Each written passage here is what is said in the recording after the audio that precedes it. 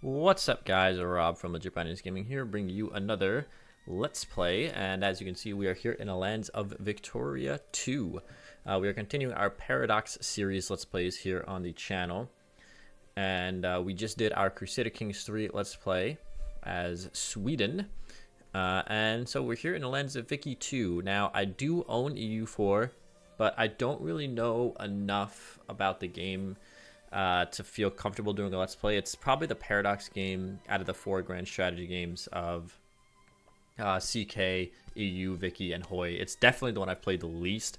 And so I just don't know enough about it to really do a Let's Play in it. I also don't really own all the DLC, so that doesn't help. But I also do own Victoria 3. However, I am still learning that game. And from what I've played so far, I definitely enjoy Victoria 2 more. And I think it's a more interesting game. I think more happens in this game.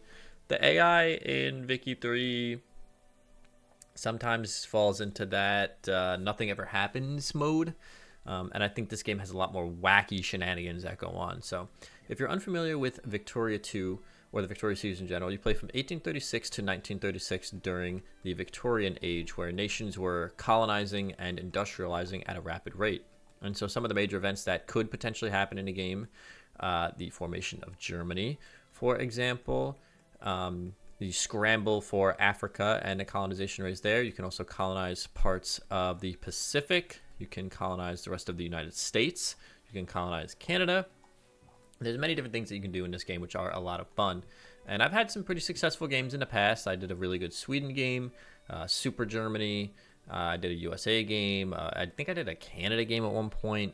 So I like this game a lot. It is very fun and very interesting to watch as the world happens. But there are some nations that, even back when I was playing, that I never really fully got off the ground.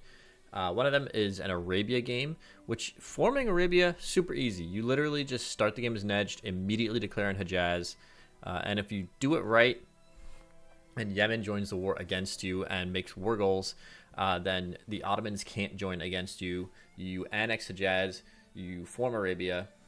The problem is thereafter you have the issue that you are uncivilized. You don't have a lot of population here. Whoops, 102.87k, and then Hejaz has 119. So yeah, not really that much pop going on in this part of the world in general. So it can be hard to get yourself off the ground in time enough to be relevant to the game. Maybe one day I'll try to do that game again, but the other nation that I always tried to play and failed is Colombia, and that's what we're going to be playing in this Let's Play. We want to form Gran Colombia. So I'll explain the long-term goals, and then I'll explain the format of this first episode because it's going to be a little different. So long-term goals here in Colombia, obviously we want to form Gran Colombia. And in order to do that, we need to be a great power, and all of the core provinces that are Gran Colombia are either in our country, in our sphere, or a puppet. Now, what are those core provinces? Everything we start with, including, and plus Venezuela and Ecuador. Now, we're going to lose this province here to Brazil. They have a core on it, and they usually declare on you pretty early. So we will need to sphere Brazil once we become a great power. Now, that's one of the long-term goals.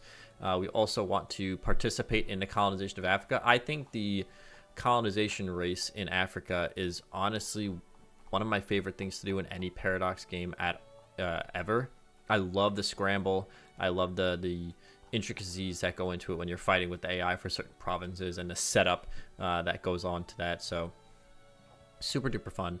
And maybe a stretch goal is take back parts of Spain.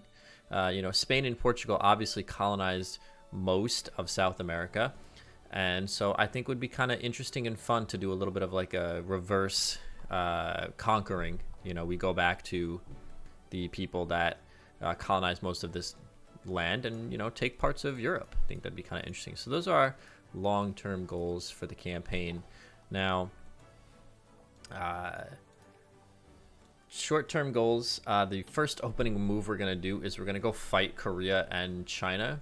And let me explain how this beginning episode is going to work. So there are several points that I call failure points, which will, if they go wrong, will cripple you to the point where you are irrelevant for the rest of the game and you can never catch up to the rest of Europe. And so you'll basically be stuck as a secondary power at best for most of the game, which sucks because we don't want to do that. So I'm going to show you the setup for this war with Korea, and then I'm going to, unfortunately, yes, this first episode is going to involve a bit of save scumming, because if certain things happen, the game is basically kind of kaput. First failure point is if we get too much infamy when we're justifying on Korea, because if we justify the conquest, we can get up to 22 infamy. We need 8 to 10 infamy in order to do what I want to do, which is take a province off China and then get a humiliate on them. We might take 2 provinces, but no more than that. We're not going to cheese the game and take like 3 or 4 or 5 provinces off of China, because at that point then the rest of the game is just too easy and it's no fun. I want the challenge, but if we don't have pops and we don't have any population in our country, the rest of the game won't just be challenging, it'll be borderline impossible for some reasons that I will explain in the voiceover. So what's going to happen is I'm going to show you the setup for this war, and then it's going to cut to the various successful parts. Don't worry, you're not going to miss anything. I'm not going to skip dates and years. You're not going to jump ahead to the end of the war or anything like that. You will see every date played out. It's just that at certain points I'm going to have to save and then reload if things don't go right. That's only going to happen for this first episode. Starting next episode, the rest will be your standard Let's Play, live commentary, live gameplay, and if things go wrong, then that sucks for us and we get screwed, and it happens. But I want to at least ensure that we'll have a chance at doing some of the things that we want to do, because if we don't do this, it's going to be very difficult, if not impossible, to become a great power in Form Gran Colombia for reasons that I'll explain in the voiceover. So I'm going to show you the setup, and then I will do a post commentary showing you the successful parts of this run, as well as explaining the rationale and logic behind what we're doing over here with this early war. So yes, we need to adjust our budget. Now, don't worry about all this taxing stuff. We're going to hold an election and immediately get the conservatives in power, which will fix a lot of this. So we're just going to instantly drop our maintenance, drop all of this, because we have no money at all. We're keeping military spending at 50% because we need to pay officers and soldiers for the off chance that our pops can maybe support some of these units. But you're going to see as soon as we get into our first war, this 4 out of 6 where our soldiers can support 6 brigades, that's going to drop to 0 almost instantly. So we are going to rush prestige techs, because prestige is the primary way with which we're going to become a great power. Prestige and military score. I'll explain why industrialization is not really even a concern for us at the moment in the voiceover. So we're going to outlaw slavery, which will instantly give us enough of a conservative / reactionary coalition to hold an election, and then they will come into power, which will fix our economy. So I'm going to encourage clergymen, and then we need to justify on Korea and hopefully not get 22 infamy. We need to build an army, so we're going to get ourselves an artillery and a cav. And then we need to build a navy. And so we're going to end up with 7 brigades, because we're going to mobilize our whole 1 brigade. So we need to get 7 ships. So 1, 2, 3, 4, 5, 6, and 7. And that's the basic setup.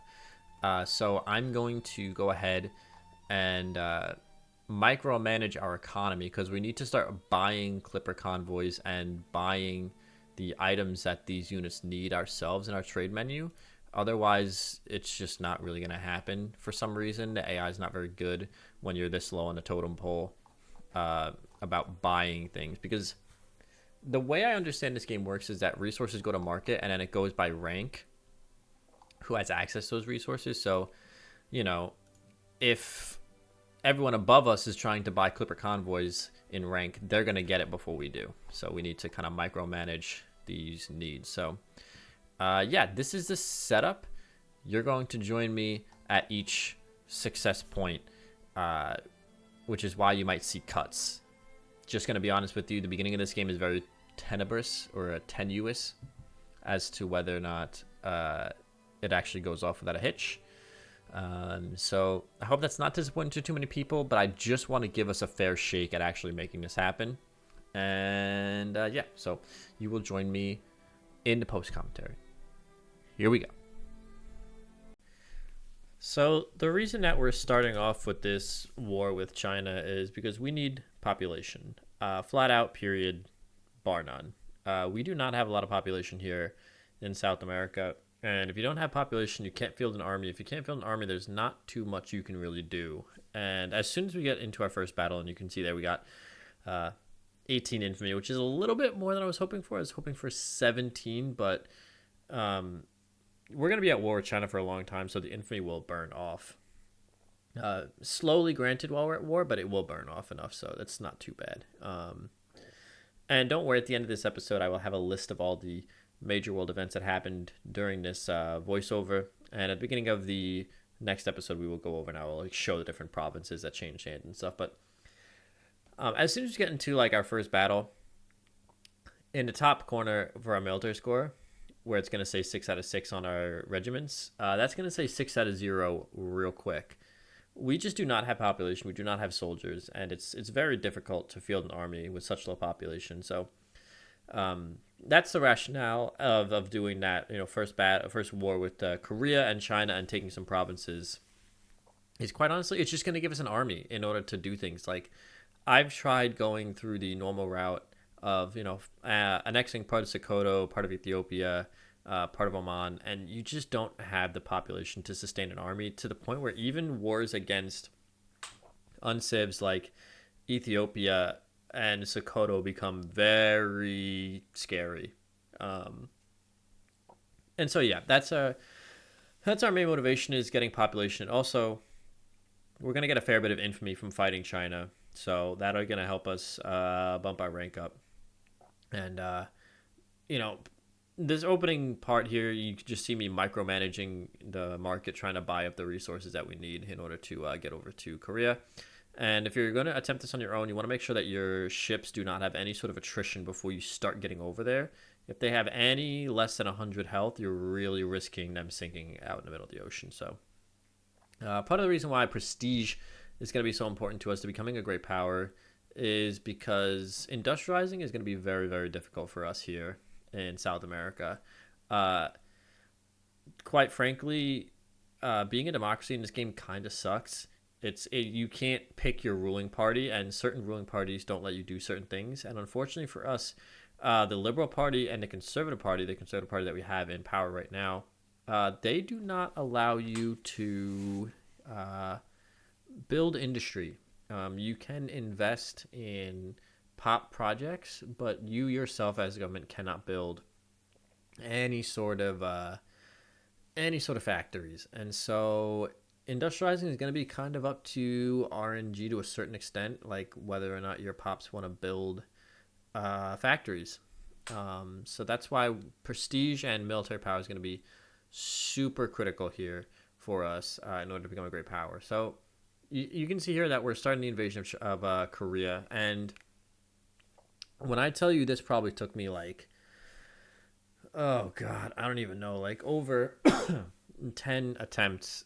Yeah, I mean, this first war sucks. I mean, there's no other way to really put it. It just flat out sucks. And so, you know, if you're attempting this and you're struggling, don't worry. I think the basic strategy that I found works the best is you want to siege a couple provinces early, because once you start invading Korea, they're going to start spamming out units, and they can't build units in provinces you have sieged. And also, if you have provinces sieged, your troops will reinforce. And so you really want as many troops as you possibly can to try to fight Korea. And so if you have half-dead regiments, it's not going to be that great. So You ideally want to bait Korea into attacking you on defensible terrain, such as Taegu, that province there, or Seoul, because those are forest tiles. But we were able to fight him in Gwangju, and then as soon as you win a battle, you want to chase his army down because you need to squish his stacks as quickly as possible. Once you get a stack squish, you want to spread out and start sieging as many provinces as possible. He still does have an army at this point, so we have to be careful. We want to try to make sure we're not getting our divisions killed, like as you can see there. Um, but he was going to Gwangju on a plains tile, which is pretty good tile for us to attack. And we had a 2 attack general, which is pretty nice. So we were able to win both battles. Unfortunately, we did get a river crossing penalty, but um, yeah, ideally you want to try to bait him into a defensive battle on better terrain. But we got lucky here, and he went to a plains tile twice, and we have a 2 attack general that allowed us to squish both of his stacks. So as soon as you win a battle with him, again, you want to chase his army down and squish. You want to squish as much as possible. And at this point now, we're just spreading out our army and sieging as many tiles as possible because he is going to start building units. And wherever those tiles are, like in Pohang there, with the little guy that is, working on a workbench, that means he's building a unit. And if you have a army on that tile, on that county, as soon as he builds that unit, it'll insta squish. So that's really nice. You want to insta squish as much as possible, basically, and you want to just carpet siege him at this point while he has no army. And don't worry about China. For some reason, China does not get involved in this war until you annex Korea. And as you can see there, he did have an army that popped up, but I decided not to attack, even though it was low cohesion, low morale, and it might have been worth attacking at that point. I want to siege because the thing is, if you start leaving tiles and then he starts building units, it can get out of hand a lot faster than a simple 3 regiment army like he has in Kaesong. You could end up with 15, 20 Korean divisions running around, and that would be no good for anybody. So, we decided to leave him alone in Kaesong, and I figured I'm just going to spread out siege as much as possible, and then group up my army and try to hit him at some point, because it doesn't really look like he has the money at the moment to pay his soldiers a lot. So his division is not orging up very much, which is important for us because the lower the regiment organization, the easier they are to squish. So as you can see, we're just carpet sieging at this point, just trying to make sure he doesn't build up much of an army. And so this is kind of how the rest of this war goes with Korea. Once you squish both of his armies, it's not that hard. I mistimed that a little bit. I should have reinforced my army much earlier. I accidentally unpaused instead of pausing in order to get my division reinforced. But luckily we were able to reinforce in time, and that's pretty much the end of his division. Like, his Korean divisions are not really the scariest thing in the world most of the time. They don't have the greatest generals, and a lot of the time their stats are crap. At this point I was a little frustrated that his division wasn't squishing, but it happened. So I did decide that we wanted to get some relations up with Europe, and France, Germany, and Portugal, I think, are going to be the guys that we're going to try to target for relations. Because if we're ever going to go to war against Spain, those are the guys that are probably going to be able to help the most. France has the border with them. Germany just always has a gigantic army in this game for some reason. Although, it's weird, like the last few games I've played, the North German Federation just doesn't form. And once the coronation of Queen Victoria event happens, I forget which one of the German minors, but one of the German minors starts the game as a sub-state or a puppet of the UK. And once the coronation happens, they're no longer a puppet, which means Germany can form the North German Federation. And for some reason, when I was doing the test games to see if the strategy was even viable, Germany wasn't forming. It was very weird. Also, I will put a link down in the description to the you can see that Brazil declared war on us for Colombia and Amazonas. We're just going to surrender immediately, which is good that they declared on us now, you lose 10 prestige when you surrender that war. So it's better to have it happen early before you fight China, because once you start fighting China, you actually get a fair bit of prestige from those battles. I would have liked them to have done it before we even declared on Korea, because when we didn't have any prestige at all. But losing 4 prestige is not the end of the world. But what was I saying? Oh yeah, North German Federation, when I was doing test runs, wasn't forming, and I will put a link down in the description below to the speed run that I used as a basically as a guide for this sort of beginning, because I was struggling a lot. Like, I tried to do the standard, annex Sokoto, take part of Ethiopia, annex part of Oman, do the colonization race. And the problem is, because you just have such low population, your army never gets super big, and even trying to fight like Ethiopia and Sokoto can be like just a nightmare. And it's hard to outpace the great powers when you're just banking on the prestige from the colonial race, which you do get a fair bit of, when you can't industrialize as quickly as you might want to, because you have to rely on pop projects. So kind of sucks, but you kind of have to cheese a little bit to even have a shot at forming Gran Colombia. And you'll see what our score is at the end of the war with China, but it's much better than the kind of chance you would have otherwise. So this is like a weird crisis. Both the US and the UK were trying to colonize British Columbia, and the UK won that crisis. But there's the coronation of Queen Victoria event. So North Germany can technically form whenever now. And yeah, but yeah, the speedrun kind of showed me the way that you might want to start a game as Colombia, and that's what I'm taking as a guide here. But we are carpet sieging, and we are almost done. And once you have, I think, 75% of a war goal accomplished, you do get ticking score. And so you're going to see here, I'm going to check, and we're going to have 100% of Korea, well, 99%, except for that small island off the south coast, sieged. And they're not going to surrender immediately. We just have to wait a little bit for this score to tick up. And honestly, once you annex Korea, that's kind of the hard part done. The hard part is definitely this first war with Korea, because so much can go wrong. You need good rolls. You have to rely on RNG, and you have to bait the enemy into attacking sometimes, or just get lucky with squishes. Sometimes there are units just run forever and ever, and you never squish, and it sucks, but it's just a pain. And here I'm thinking I might have to go and siege up that other island for them to surrender, so I'm building a couple clippers, but you're going to see here in a second that that's not going to matter here. I don't remember if I ever actually unautomated that purchase, which is funny. Maybe I might need to check that when we go into the next episode, if I automated the purchase of clipper convoys again. But yeah, so there's the Korean annexation. And once you do that, you're going to want to instantly start building units.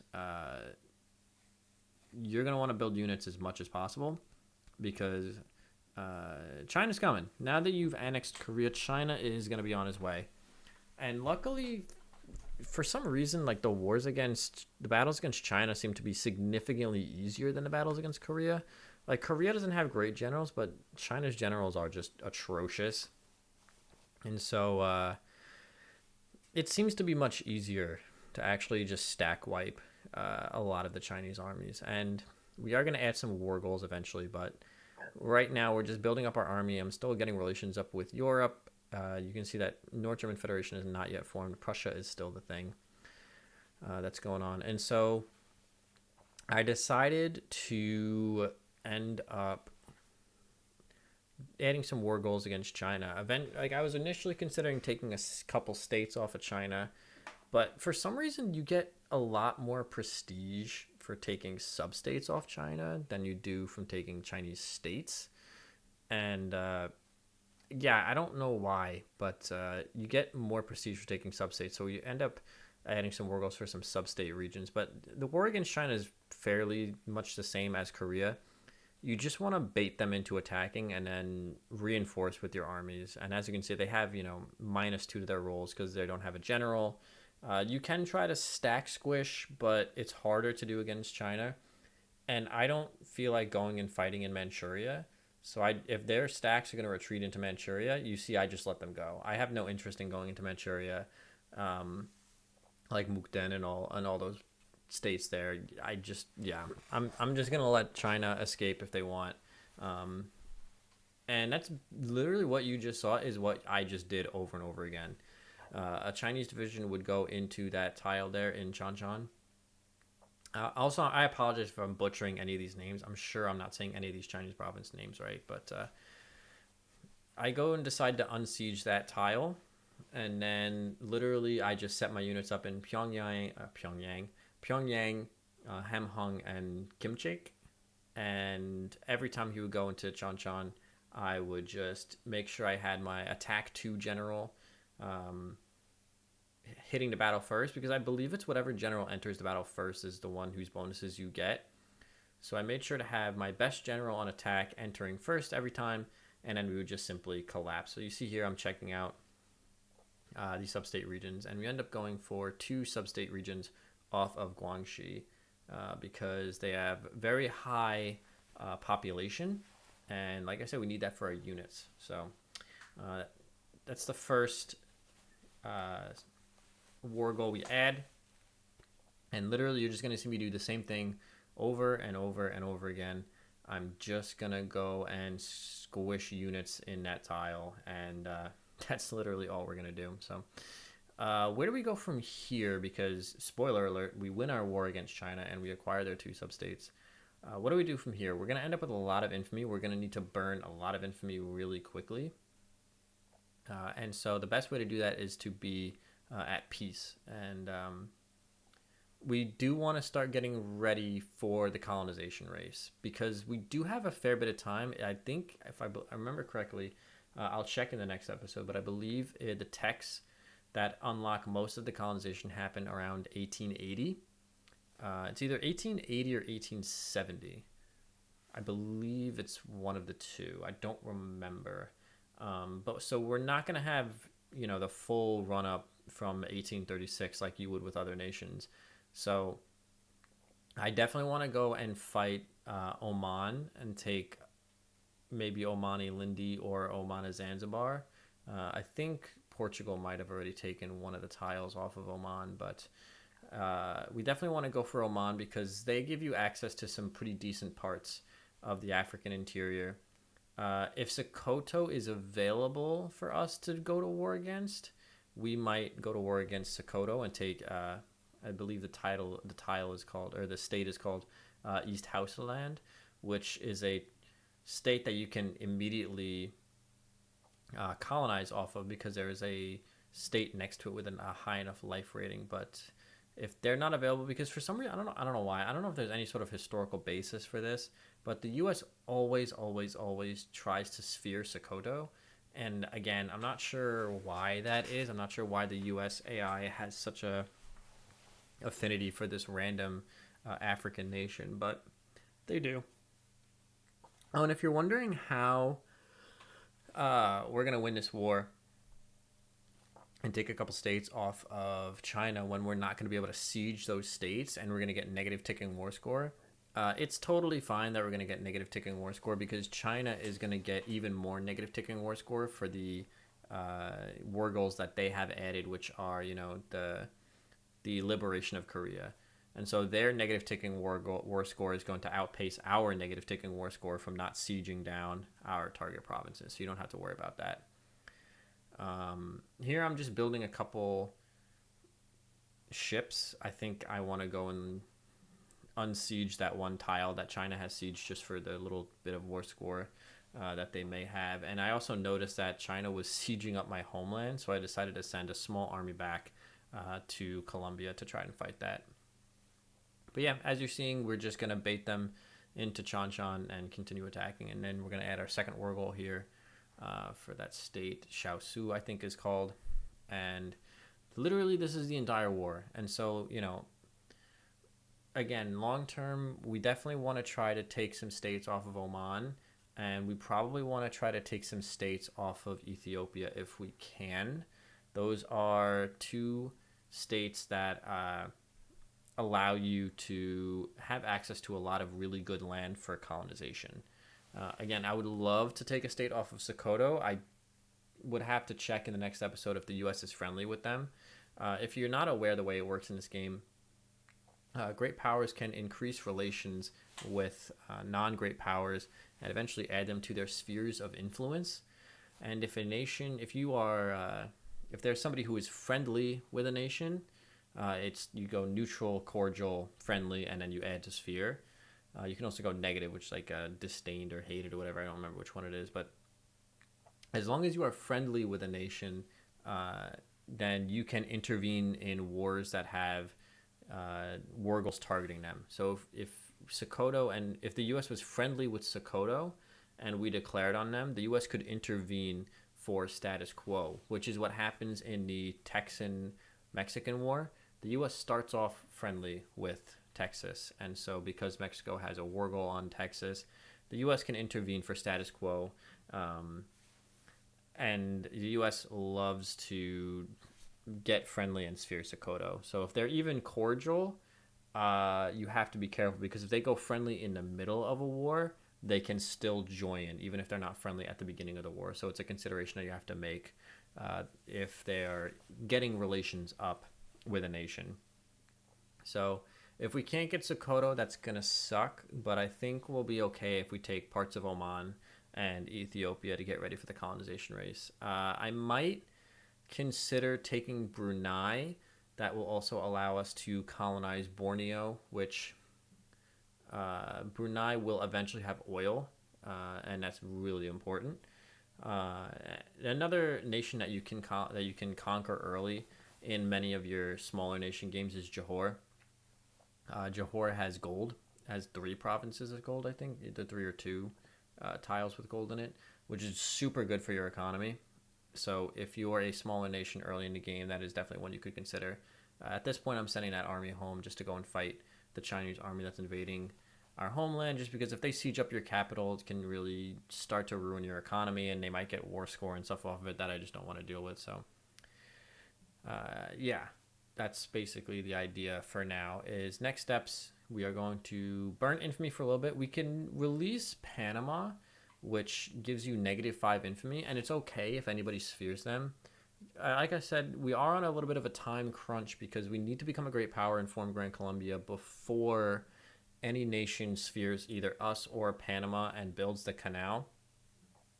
But the funny part is if you release somebody as a puppet, even if the U.S. spheres them, or even if somebody else spheres them, as soon as you have the option as a great power to form Gran Colombia, you can just do it because they're a puppet of yours. So they don't even need to be in your sphere.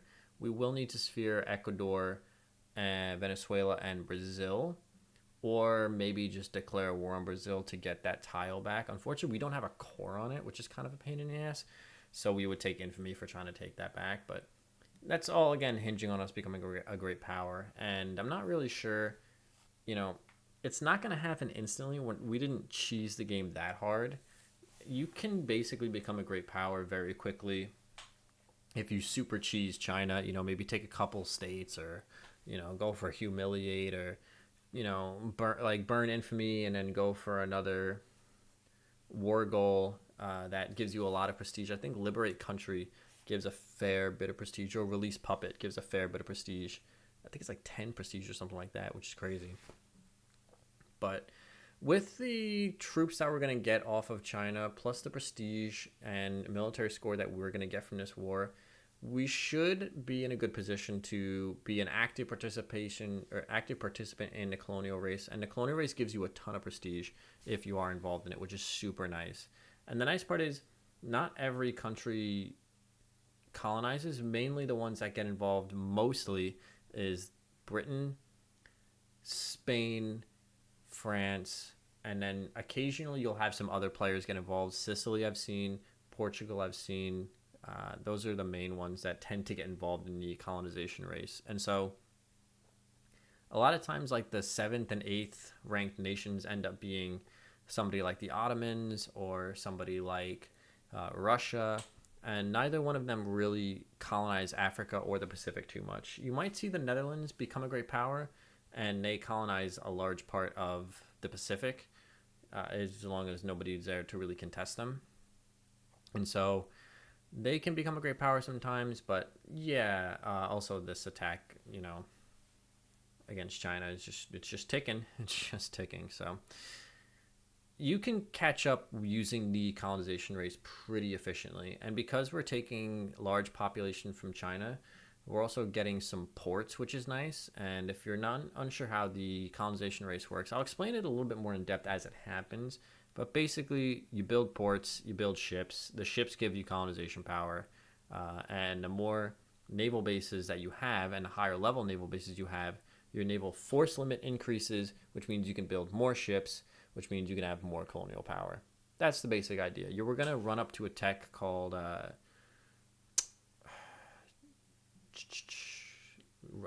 something Raiders. I forget. Commerce Raiders. We're going to run up to a tech called Commerce Raiders for our ships. And those are the ships we're going to just spam the most because they're relatively cheap and they give a relatively good amount of colonial power. So that's basically the idea for us there. And like I said, I might get involved in some Pacific colonization. I might try to get involved in something like Brunei potentially and colonize Borneo, because Borneo ends up with some decent raw goods output, RGOs. They have good resources basically. And we do have a border on the Pacific. We're going to have an even bigger border on the Pacific once we become Gran Colombia. Also, we lost the battle against the Chinese, and then our army got squished because I was dumb and overconfident. But here we go. China is offering us peace. We're going to accept that peace there, and instantly you see our prestige go up. Once the game ticks over, you'll see, boom, we can now make a ton of more units, and that will increase our score. And so the 8th ranked country is Spain. Those are the guys we are trying to catch.